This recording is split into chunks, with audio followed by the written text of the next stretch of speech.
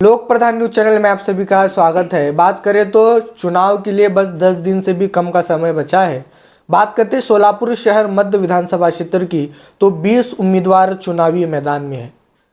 अगर थोड़ी सी नज़र हम उनके एजुकेशन क्वालिफिकेशन पर डालते हैं तो सबसे पढ़े लिखे उम्मीदवार हमें देखने मिल रहे हैं डॉक्टर संदीप आड़के। जी हाँ, वो MBBS डॉक्टर है, आँखों के मशहूर डॉक्टर सोलापुर शहर में माने जाते हैं। और सोलापुर शहर में आड़के हॉस्पिटल बड़ा मशहूर डॉक्टर माना जाता है, बड़ा मशहूर हॉस्पिटल माना जाता है सोलापुर शहर का। आज वो चुनावी मैदान में है और चुनाव आयोग की ओर से उन्हें जो है हीरे का जो है चिन्ह मिला है। 20 तारीख को मतदान होना है। क्या कुछ उनकी प्रतिक्रिया है, कौन से मुद्दे को लेकर वो जनता के बीच जाने वाले हैं, आज हम उनसे जो है चर्चा करेंगे। सर, लोक प्रधान में मैं सबसे पहले आपका स्वागत करता हूँ। नमस्ते सर, हीरा चिन्ह मिला है आपको, क्या कुछ प्रतिक्रिया है? लोग हीरे के लिए जो है बहुत सारी कोशिश करते हैं, लेकिन चुनाव आयोग की तरफ से आपको हीरा मिला है। ये पहला अच्छा शगुन है कि जो चुनाव आयोग ने हमें दिया है।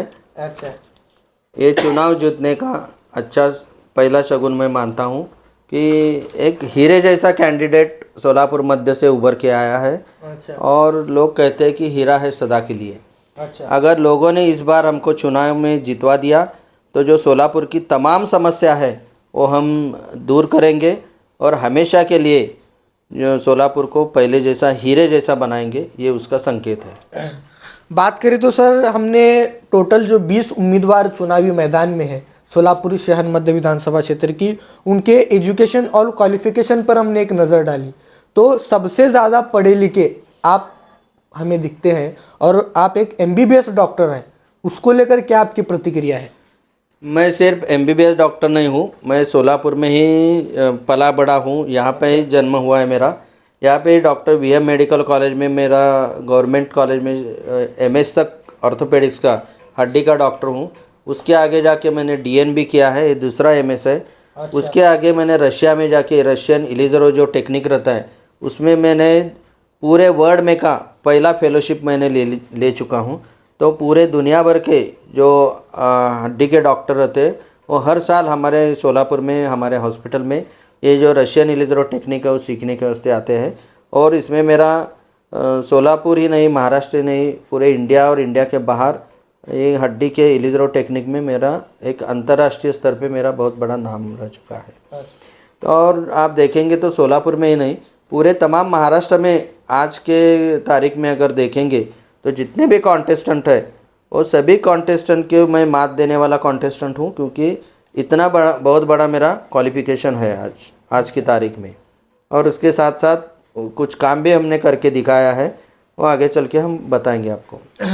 बात करें तो खास डॉक्टर की अगर हम बात करते हैं तो वो अपने OPD ही में व्यस्त रहते हैं, मतलब पॉलिटिक्स हो या दूसरे सामाजिक एक्टिविटी वो बाहर नहीं आते। अचानक डॉक्टर संदीप आड़के जो है आमदार के ख्वाब कहाँ से देखने लगे?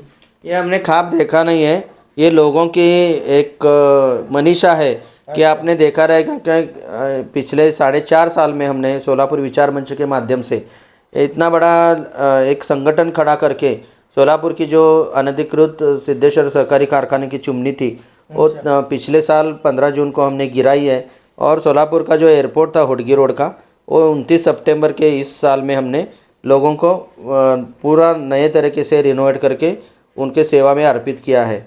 इतना बहुत जटिल काम था जिसमें किसी पक्ष ने कुछ हाथभार नहीं लगाया, किसी आमदार खासदार ने कुछ काम नहीं किया। इतना बड़ा काम और जो प्रोग्रेस में सबसे बड़ी रुकावट थी सोलापुर की, वो हमने दूर करके यहाँ पे रोजगार और यहाँ की विमान सेवा शुरू कर रहे हैं।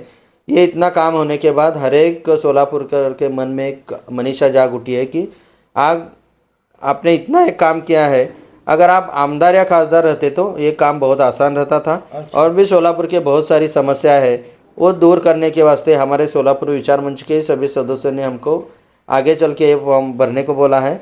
और सोलापुर की जो तमाम जनता है उनकी तरफ से भी एक दबाव था कि आप एक नॉमिनेशन फॉर्म भरिए और सोलापुर के जो बाकी के भी जो मसले हैं, प्रॉब्लम्स है, वो हल कर दीजिए।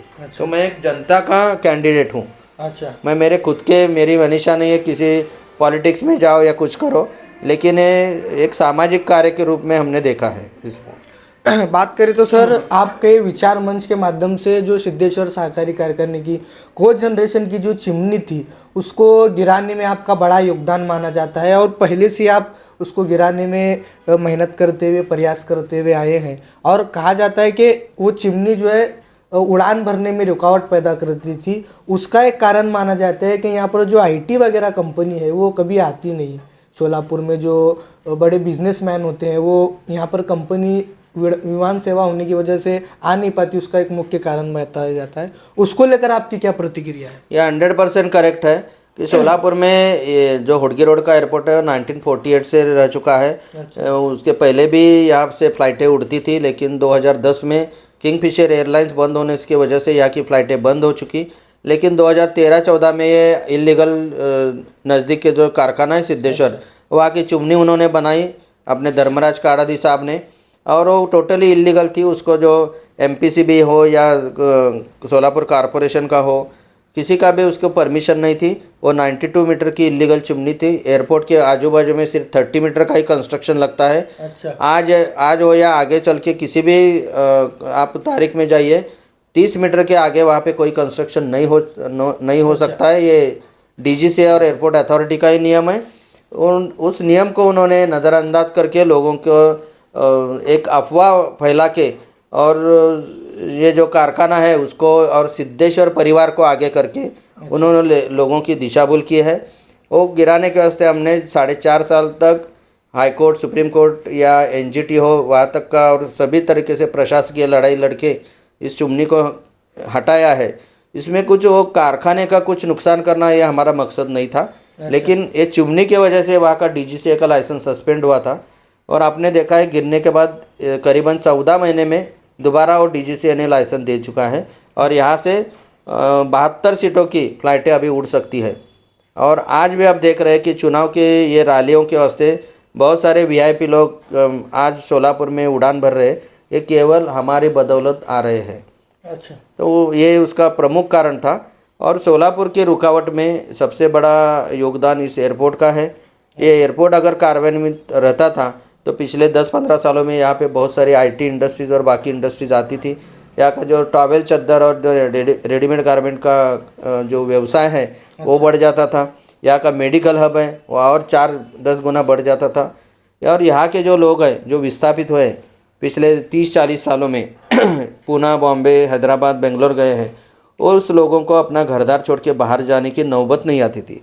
आज एक पहले सोलापुर को बोलते थे कि सोनल की करीबन 900 साल पहले यहाँ पे पानी नहीं मिलता था। यहाँ के सिद्धेश्वर ने आपके हाथों से यहाँ का तालाब को के जो पानी की समस्या है दूर किए। आज आप देखिए 2024 में भी 7 दिन में एक बार पानी मिलता है। पहले के यहाँ पे बहुत बड़ी फैक्ट्रियाँ थी, जूनी मिल जैसी बहुत बड़ी फैक्ट्री थी, कॉटन की इंडस्ट्री थी, वो सब यहाँ के लोगों ने वो सब बंद पाड़ी है और आज वही लोग चुनाव में उतरे हैं कि हमको वोट देव करके। यह ऐसी दुर्दशा है इस सोलापुर की। पिछले 50 साल में जहाँ से सोने का धूर निकलता था उस सोलापुर को इन लोगों ने एक ऐसे जगह पे ला चुके हैं कि यहाँ से लोगों को रहना भी मुश्किल हो चुका है। तो ये सब हमको देखा नहीं जाता है क्योंकि हम यहाँ पे पले बड़े सीखे हैं। एक समाज को कुछ देना भी हमारा काम है।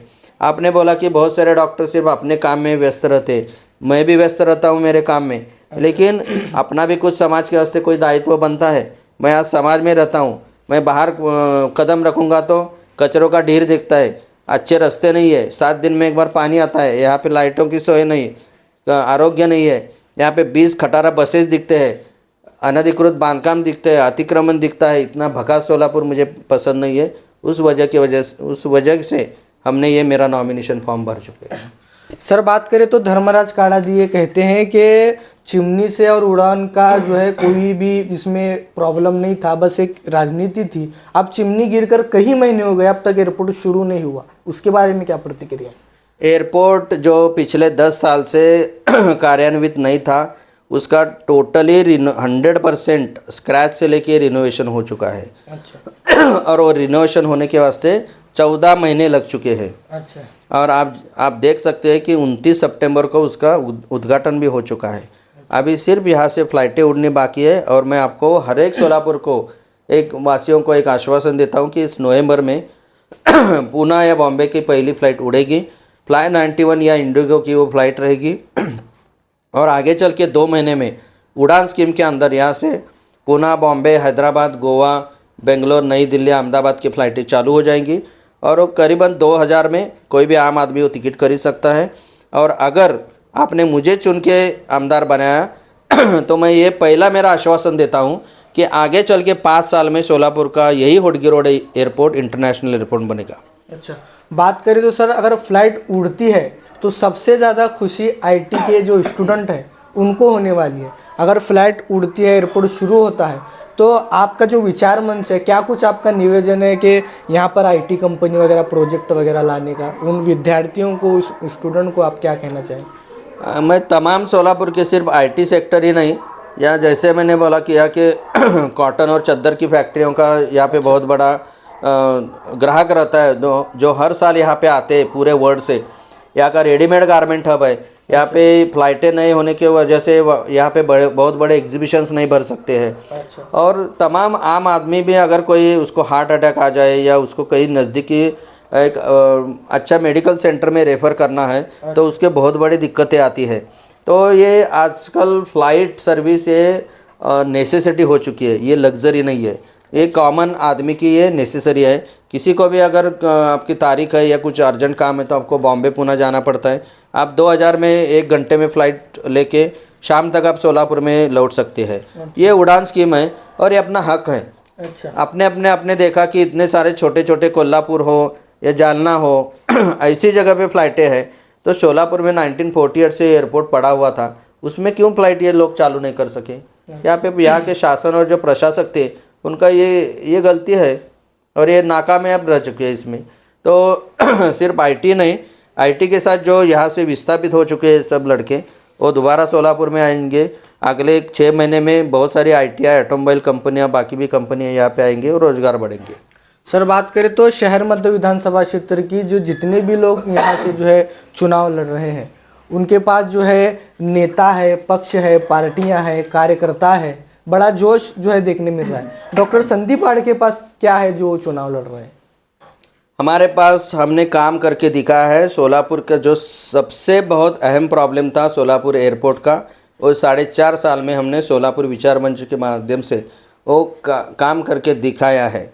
अच्छा। उसकी वजह से लोगों को हमारे ऊपर भरोसा पैदा हुआ है और लोगों की ये उम्मीद है कि जो बाकी के सोलापुर के जो मसले हैं, जो समस्या है, वो आप ही सिर्फ हल कर सकते हैं। क्योंकि अगर किसी पार्टी का, तो ये मैं तमाम लोगों को पूछना चाहता हूँ कि अगर डॉक्टर अड़के ही नहीं, ये जो सोलापुर एयरपोर्ट का मसला है, इतनी बड़ी बड़ी पार्टियाँ हैं और बड़े बड़े मेरे से दिग्गज लोग आप बोल रहे कि मैदान में खड़े हैं। अच्छा। उन्होंने ये एयरपोर्ट का मसला क्यों नहीं ये सॉल्व किया? अच्छा। हाँ, दूसरी बात, ये जो आज एजेंडा लेके घूम रहे हैं, हर एक पक्ष हो या हर एक कैंडिडेट हो, मैं तो पहली बार चुनाव में आया हूँ और मैंने बहुत सारे ये एयरपोर्ट के साथ साथ बहुत सारे सोलापुर के वास्ते मैंने काम करके दिखाया है। तो हमारी एक कैपेबिलिटी है तो काम करने की, और काम करने के वास्ते दिमाग की ज़रूरत रहती है। किसी पार्टी की ज़रूरत नहीं है, किसी पार्टी फंड की या किसी मैन पावर की ज़रूरत नहीं लगती है। ये हमने ऑलरेडी प्रूव करके दिखाया है। अच्छा। तो एक उदाहरण है, अगर आपकी मनीषा अच्छी है, आप नॉन करप्ट हो, अगर आप होशियार हो, आप वेल क्वालिफाइड हो, आपके हर जगह पे अच्छे ताल्लुकात हो, मीडिया में आपके, मेरे जैसे हर मीडिया में मेरे अच्छे संबंध है, तो हर एक आदमी आपको सपोर्ट करता है और आपका काम करने में आसानी हो जाती है। अच्छा। और इसी के वजह से मेरे अगेंस्ट कितनी भी बड़ी पार्टी होने दो, कोई भी आके किसी कैंडिडेट जो भी 7वीं 10वीं पास है, उसका अगर एजेंडा कोई एजेंडा लेके, फॉल्स एजेंडा लेके सालों साल का, अगर उनको बोलेंगे कि भाई ये मेरे पार्टी का है, इसके उसको मतदान करें। आज सोलापुर की जनता पिछले 50 साल में ये देख चुकी है, कोई भी आने दो, वो किसी भी कैंडिडेट को वोट देने वाली नहीं है। हाँ, उसको सुनने के वास्ते ज़रूर जाएंगे, उसमें से बहुत सारे पैसे दे के लाए रहते हैं, आपको भी पता है, लेकिन लोग सुनेंगे इस कान से, दूसरे कान से वो भुला देंगे। लेकिन 20 तारीख को उनको जो वोटिंग करना है, वो उनका जो कैंडिडेट खड़ा है मैदान में, वो हीरे को ही वोट करेंगे, ये मुझे पक्का उसके ऊपर भरोसा है। सर अगर देखा जाए तो शहर मध्य विधानसभा क्षेत्र में एमआईएम पार्टी की ओर से फारूक शाब्दी जो है चुनावी मैदान में एक बड़ा वर्ग उनको मानने वाला है। बात करें तो देवेंद्र कोटे भी चुनावी मैदान में, एक बड़ा वर्ग उनको वहाँ पर मानता है। अड़म मास्टर भी चुनावी मैदान में, फिर कांग्रेस का गढ़ रह चुका ये मतदार संघ है जहाँ से 15 सालों से विधायक परिणीति शिंदेशी, चेतन नौटे चुनावी मैदान। इन सब के बीच आप अपने आप को कैसा देखते हैं? इसके सबसे ये जो लोग हैं उनका इस चुनाव में एक चीज़ उभर के आई है, उनका जो पक्ष है उनके पक्ष में उनको विरोध है हर एक कैंडिडेट को। अच्छा। उनके पक्ष के ही आधे लोग उनके अगेंस्ट है तो उनको गिराने में मशगूल है।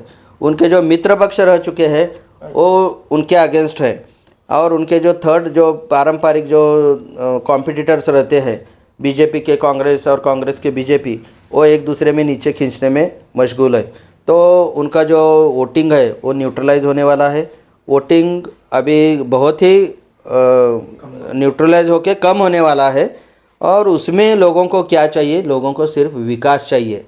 मेरे अगेंस्ट जो भी लोग खड़े हैं वो विकास नाम का एक शब्द भी आपने कभी उनके मुंह से सुना नहीं है, क्योंकि आपने बोला कि ये लोग 3 टर्म आए हैं, 4 टर्म आए हैं। अगर वो लोग विकास करते थे तो सोलापुर ये भकास नहीं रहता था और लोग आइंदा से चुन के लाते थे। लेकिन उन्होंने सिर्फ खुद का विकास किया है, अपने आगे के 10 पीढ़ियों का विकास किया है और सोलापुर को भ्रष्टाचार करके भकास बनाया है। उसमें मैं और तमाम सोलापुर की जनता आज उसका जो नतीजा है वो भुगत रही है। तो मेरा विजय निश्चित है। हर आदमी जानता है कि डॉक्टर अड़के एक बहुत बड़ा नाम है मेडिकल फील्ड में। उनकी जो क्वालिफ़िकेशन है वो बहुत हाईली क्वालिफाइड है। उनका काम करने का नज़रिया बहुत अलग है और उनकी जो सोच है वो बहुत अलग है। सोलापुर को वो एक पूना से आगे ले जाने की तमन्ना रखते हैं, क्योंकि उनको सोलापुर में क्या अच्छी चीज़ें हैं ये उनको पता है, उसका कैसा फ़ायदा उठाने का वो उनको मालूम है। उनके हर एक डिपार्टमेंट में, हर एक गवर्नमेंट ऑफिसर्स में उनके अच्छे ताल्लुकात है, मीडिया में अच्छे संबंध है। उसका फ़ायदा उठा के मैं सोलापुर का विकास कर सकता हूँ। और वो हमने बहुत सारे मुद्दों में, जैसे कचरे का प्रॉब्लम हो, करप्शन का प्रॉब्लम है, कॉरपोरेशन का अवैध बांधकाम का प्रॉब्लम है, जो मेडिकल वेस्ट का प्रॉब्लम था वो हमने सॉल्व करके दिया है। ऐसे बहुत सारे मुद्दे हमने उठा के लोगों को दिए हैं और उसमें से उसका नतीजा निकाल के दिखा है। आप बोल रहे कि हमारे सामने इतने बड़े पक्ष है और ये उम्मीदवार है, उनका एक तो बेसिक क्वालिफिकेशन नहीं। आप अगर आप 7वीं 10वीं सीखे हैं तो आपको इंग्लिश का एक वर्ड भी नहीं आएगा, तो आप क्या सुधारना करेंगे? हाँ, ये बहुत बड़ी मसला है। तो मैं तमाम लोगों को यही बोलना चाहता हूँ कि आपका लोक प्रतिनिधि कैसा होना चाहिए। आप 7वीं या 10वीं पास लोक प्रतिनिधि को चुनना चाहते हैं 5 साल, या एकदम हाईली क्वालिफाइड जिसकी इमेज क्लीन है, जिसको सोलापुर के वास्ते कुछ करके दिखाने की तमन्ना है और जिन्होंने कुछ काम करके दिखाया है, जिसके पीछे इतना बड़ा सोलापुर विचार मंच का संगठन खड़ा है और हर एक पक्ष के लोग हमको आज पाटिंबा देने को तैयार है, और जो सेक्युलर है मेरे साथ हर एक जात धर्म का तमाम सोलापुर कर खड़ा है।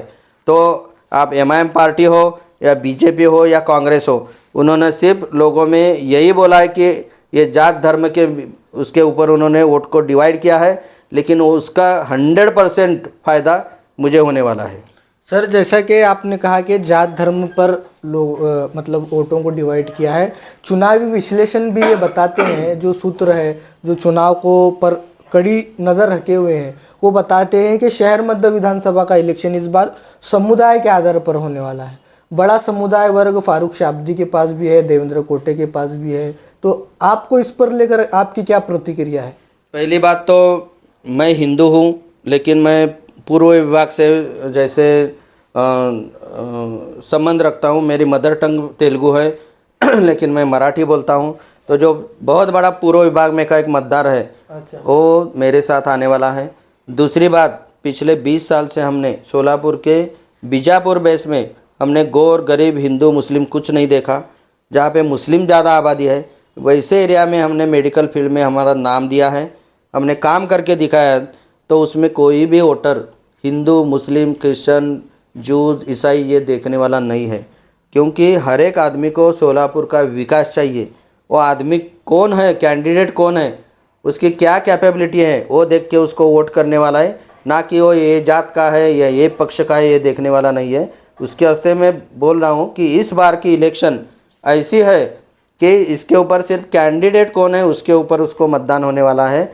और ये चुनावी के पहले के नतीजे रहते हैं कि इसके पीछे इतने लोग हैं उतने पीछे लोग हैं, लेकिन आप देखेंगे इलेक्शन के जो वोटिंग के डे पे कि मुझे कितने वोट मिलते हैं, क्योंकि मैं लोगों के जो दिल में बसा हूँ वो मैं उम्मीदवार हूँ, लोगों का उम्मीदवार हूँ। तो हर एक आदमी खुद के उम्मीदवार को ही वोट देने वाला है। आखिरी सवाल कर हम बात खत्म करते हैं। शहर मध्य विधानसभा क्षेत्र के जो जनता है उनको क्या आपका आह्वान करना चाहेंगे, जो आपको हीरा जो चिन्ह मिला है 20 तारीख को मतदान होने वाला है? तमाम सोलापुर की जनता, सोलापुर शहर मध्य के जो वोटर्स हैं उनको मैं एक अपील करना चाहता हूं कि मैं आपकी तरफ से खड़ा हूं। अपना चिन्ह है हीरा। हीरे जैसा अगर आपको आमदार चाहिए तो डॉक्टर संदीप आड़के को, उसका सीरियल नंबर है 20, उसके ऊपर आप चुनाव का बटन दबा के आपको जितवाइए। मैं आपको रिप्रेजेंट कर रहा हूं। और जो सोलापुर की तमाम समस्या है, जो 13 कलमी हमारा एजेंडा रह चुका है, वो उसमें से आगे के 5 साल में सोलापुर को मैं पूना से आगे लेके जाऊंगा और मुझे उसमें आपकी साथ चाहिए। अगर आपको और आपके परिवार को अगर आप एक खुशहाल जीवन सोलापुर में देना चाहते हैं तो डॉक्टर संदीप आड़के को हीरे के बटन पे दबा के कौन सा भी जात धर्म पक्ष बगैर देखे चुनाव में जितवाइए। धन्यवाद। ये थे हमारे साथ डॉक्टर संदीप आड़के। मैं सोलापुर को पूना से आगे लेके जाऊंगा, मेरा चिन्ह हीरा डायमंड, उस पर मतदान करके मुझे मुंबई की विधानसभा में पहुंचाइए, इस तरह से उन्होंने आह्वान किया है। और ऐसे बहुत सारे उम्मीदवारों से हम मिलते रहेंगे, बातचीत करते रहेंगे और जो कुछ भी उनके मुद्दे हैं हम आपके सामने रखते रहेंगे। लोक प्रधान न्यूज़ चैनल से मैनुद्दीन नदाब, कैमरामैन के साथ सोलापुर।